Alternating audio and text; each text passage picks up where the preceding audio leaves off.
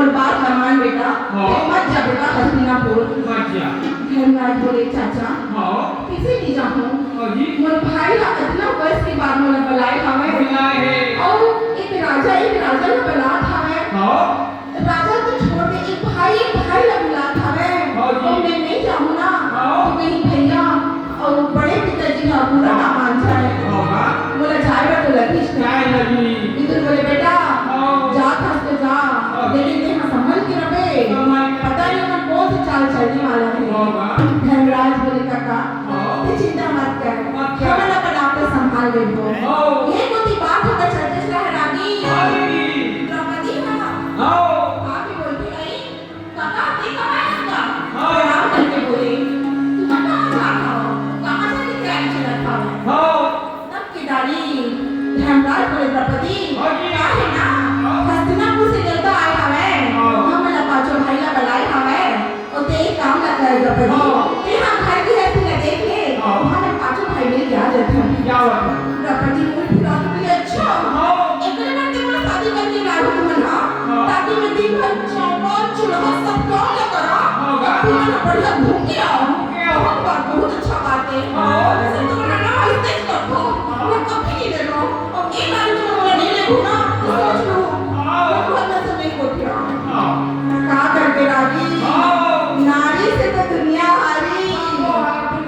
पांचों पांडव भी हार के बोलते ये भाई अपना जिद कर खावा तो तुम अच्छा दे चलो हरि के सुमिरन भजे मोरे मना हरि के सुमिरन भजे मोरे मना हरि के सुमिरन भजे मोरे मना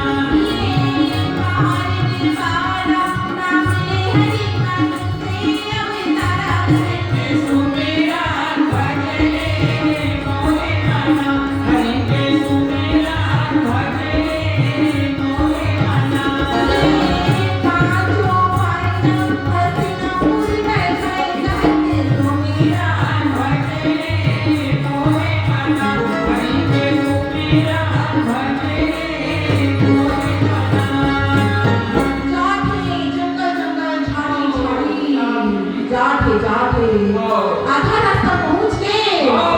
धर्मराजा कुछ ठीक नहीं करे बोले द्रौपदी काहे हम आधा रास्ता आगे हमन लेकिन बोले ना मुझे जाना हो कुछ ठीक नहीं लगे एक काम करना ना वापस चले जा हमन निपटा के आखन फिर द्रौपदी के मुंह को जब बोलते अच्छा ये चाहे कुछ भी कर ले नहीं जा मत नहीं धर्मराज बोले सुन ना और बात तो सुन तो सही का करते द्रौपदी को सुनत नहीं है तब के जानी धर्मराज घर फिरी जाना द्रौपदी घर फिरी जाना द्रौपदी घर फिरी जाना तुलताई माई करती द्रौपदी घर फिरी जाना तुलताई माई करती द्रौपदी घर फिरी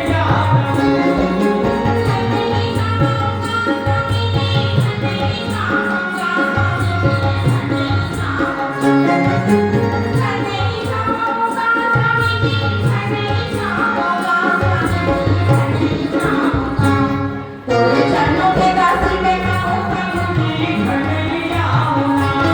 तोरे चरणों के सेवा में मैं हूँ प्रभु जी घर नहीं आऊँगा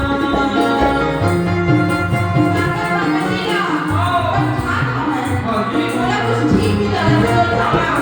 चले जाना ये द्रौपदी मारने पर तैयार नहीं है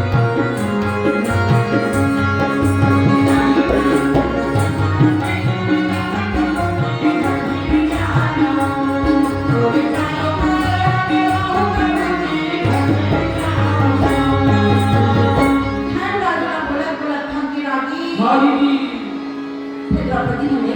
नहीं मानी राजा पांडव पहुंचे थे हस्तिनापुर में आ देखा खबर है पूरा हस्तिनापुर का सुंदर एकदम मस्त ऐसे लगा कि काफी बिहाव था ऐसे लगा कि स्वर्ग का सुंदर धरती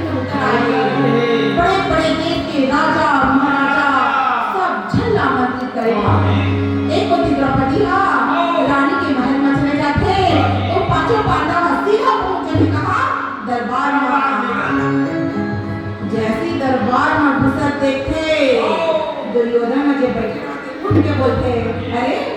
आ गए ना तुम ना धर्मराज बोले हाँ भैया हम आ गए अरे आज तो जल्दी आओ अंदर में तो दुर्योधन एकदम बोला बिल्कुल मैं तभी हमें थोड़ा भी इंतजार दुर्योधन से नहीं होता एक बड़ी नजर जब घुमा के देखे धर्मराजा बड़े बड़े देश के राजा महाराजा सब छन आके बैठे हमें सदा तरोई खना मुली सदा सावन न होए सदा जवानी न रहे सदा तरोई खना मुली सदा सावन न होए सदा जवानी न रहे सदा जिए न कोई सदा जवानी न रहे सदा जिए न कोई सदा जवानी न रहे साड़ी काले कपूल की अम्मा काले होए सब गई देवी हमारी साड़ी काले कपूल की अम्मा काले होए सब गई देवी हमारी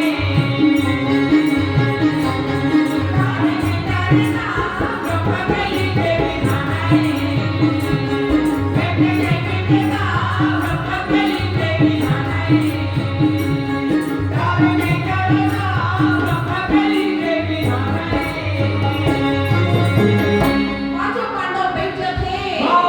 एक बच्ची दुर्योधन बोले भैया आज हम लोग जुआ के खेल रखे हवन बनने मेरा में तक पहुंचे हवस जुआ अब भैया मैं आज जुआ खेलना मेरा पसंद नहीं है मैं नहीं खेलूंगी जुआ दुर्योधन बोले अरे दरबार में इसका ऐसे तो तेरा कौन सी चीज हवे तेरा तो हार जब है और ऐसे तो तेरा कौन सी चीज नहीं है जो चीज है लेकिन अमीर बन जाऊं अरे भाई भाई के खेल हवे केवल मनोरंजन के लिए खेलना है भाई आजा बैठ जा धर्मराज सबको संभाला देखे सबकी नजर धर्मराज पे हवे सोचते अगर मैं भाई ने मना कर दूं जुआ खेले बार तो मोर भाई ने नहीं देखे तो मोला बलाए हवे मुझे गुस्सा ना हो जाए यही सोच के धर्मराज चुपचाप जुआ खेले बार बैठ जाए लेकिन का देखो हमें मामा सभी हम खुराक आवत था तब के कारण धर्मराज बोले भैया ये कब रखा बेटा मुझे धर्मराज के बोले अरे मोर डाले मोर मामा के रखा है कोई आपत्ति है का तो डाले तो चारों भाई बैठे हैं ना बेटा बैठा नहीं बोला कोई आपत्ति नहीं कोई आपत्ति नहीं है बोला धर्मराज बोले हे भगवान इनको छोटे छोटे भाई ना काबर में अरे जुआ की लत न खेलाओ एक काम कर तुम ही खेल लेते हो बोले ठीक है भैया तुम ही बैठ जाता हूँ सबने सारा ने कहा था राजा अब देख पर कमाल ला कैसे करो मैं ना तो पांचों पांडव और द्रौपदी के बदला लेना शुरू करो था दुर्योधन बोलते ठीक है मामा ठीक है सुनो तो कर सबने बोले ले भांजे धर्मराज मैंने लगा था गांव में लगा सबसे पहले धर्मराजा अपन जितना राज करना है सब कुछ गांव में लगा देते तब पकड़ के पास लगा हाथ से मांगो